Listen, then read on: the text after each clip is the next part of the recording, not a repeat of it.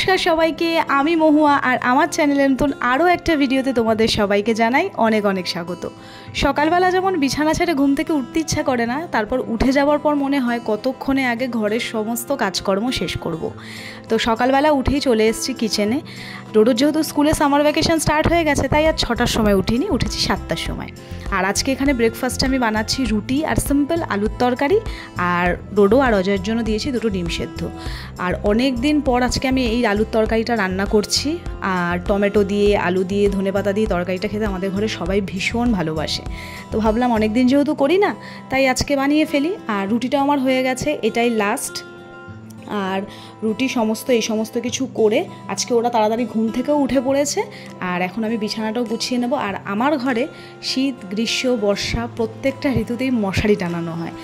আর এখানে আসার পর, মানে ভাড়া আসার পর আরও টানাই, কারণ হচ্ছে এখানে না একটু পোকামাকড়ের উপদ্রবটা বেশি আছে, ওই জন্য আমি কোনো রিস্ক নিই না, তাই শান্তিতে ঘুমানো যায় আর কি। আর দেখো এখানে বিছানাটাও আমি গুছিয়ে নিয়ে চলে এসেছি আবার রান্নাঘরে, কারণ বাজার থেকে মাছ চলে এসছে। আর আজকে আমি একটু ছোটো মাছ আনিয়েছি, কারণ আমার অনেক দিন ধরে ছোটো মাছ খেতে ইচ্ছা করছিল, তাই একটু বাজার থেকে মোরলা মাছ এনেছে। সবসময় না একঘেয়ে বড় মাছের ঝোল খেতে ভালো লাগে না দেখবে, তাই ভাবলাম অনেক দিন খাই না, তাই নিয়ে আসি। আর এখানে আমি চট করে ব্রেকফাস্টটাও করে নেবো, এর ফাঁকে গিয়ে আমি ঘরটার সমস্ত কিছু পরিষ্কার করে নিয়েছি। আর খেয়ে দিয়ে 2 মিনিট আমি বসি না, সোজা চলে এসেছি রান্নাঘরে। এখন যা সমস্ত সবজি আছে সেগুলো সমস্ত কিছু কেটে মশলা সমস্ত কিছু করে নিয়ে তারপর আমি একেবারে রান্নাটা বসাই। এর আগের ভিডিওতে আমি তোমাদেরকে বলেছি, এটা করে নিলে আমার পার্সোনালি মনে হয় কি বলতো, রান্না খুব তাড়াতাড়ি হয়ে যায়। আর দেখো সমস্ত কিছু গোছানো হয়ে গেছে, সবজি কাটা হয়ে গেছে। আজকে উচ্ছে আলু ভাজবো পেঁয়াজ দিয়ে, সবজি দিয়ে মাছ করবো, আর থানকুনি পাতা বাটবো।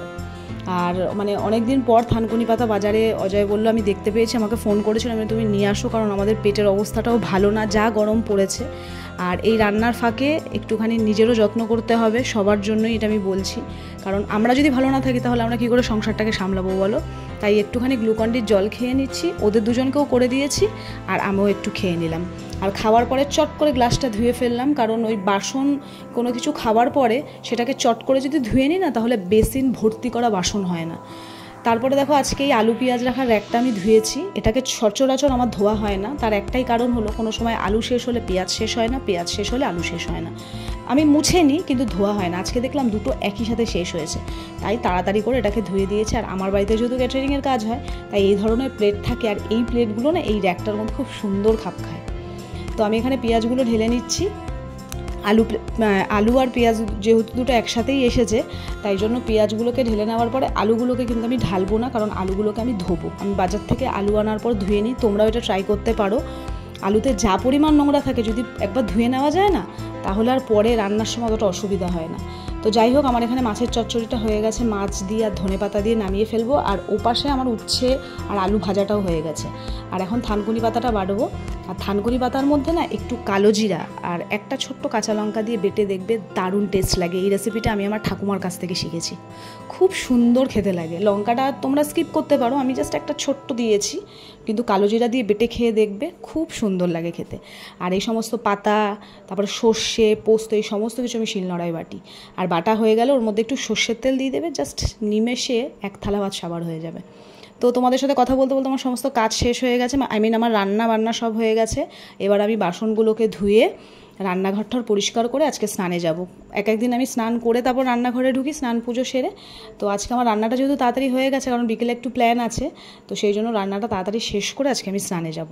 রান্নাঘরটা আমার পুরোপুরি পরিষ্কার করা হয়ে গেছে, স্নান করাও হয়ে গেছে, আর কয়েকটা জামা কাপড় ধুয়ে দিয়েছিলাম ডেটল দিয়ে, কাচিনি।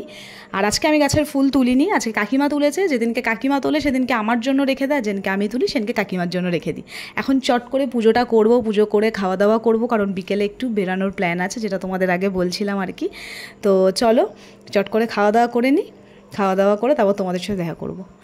তো দেখো দেখতে দেখতে বিকেলও হয়ে গেছে, বিকেল না সন্ধে হয়ে গেছে। আমরা যাচ্ছি হচ্ছে আজকে একটুখানি আকাঙ্ক্ষার দিকে, এটা নিউ টাউনের রাস্তা ধরে আকাঙ্ক্ষার দিকে যাচ্ছি। যেহেতু ডোডোর সামার ভ্যাকেশন স্টার্ট হয়ে গেছে, তাই ভাবলাম চলো একটু ঘুরে আসি। আর যাওয়ার পথে এখানে একটা পার্ক আছে, ডোডো বললো আমি একটু নিয়ে চলো আমাকে আর কি।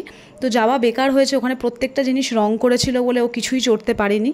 যাই হোক, ওর ভালো লাগবে বলে ওকে একটুখানি ঘুরিয়ে নিয়ে এসেছি পার্কের থেকে। তারপর খিদেও প্রচণ্ড পেয়ে গেছিলো, তাই ওখান থেকে সোজা চলে গেছিলাম হচ্ছে আকাঙ্ক্ষায়। চা খাওয়ার ভীষণ ইচ্ছা ছিল, আকাঙ্ক্ষায় খুব সুন্দর চা হয়, বাট প্রত্যেকটা দোকানে এতটাই ভিড় ছিল আর দাঁড়ায়নি। তো সবার প্রথমে নিয়েছিলাম মোমোটা খেতে দারুণ ছিল। তারপর চিকেনের বেশ কয়েকটা আইটেম ট্রাই করেছি, যেগুলো শ্যুট করতে পেরেছি দেখিয়েছি, আর বাদবাকি আর দেখানো হয়নি। তো চলো এবার বাড়ির দিকে রওনা হচ্ছে। ভিডিওটা যদি ভালো লাগে তাহলে কমেন্ট করে জানিও। খুব তাড়াতাড়ি দেখা করবো নতুন আরও একটা ভিডিওর সাথে। ততক্ষণের জন্য সবাই ভালো থেকো, সুস্থ থেকো, টাটা।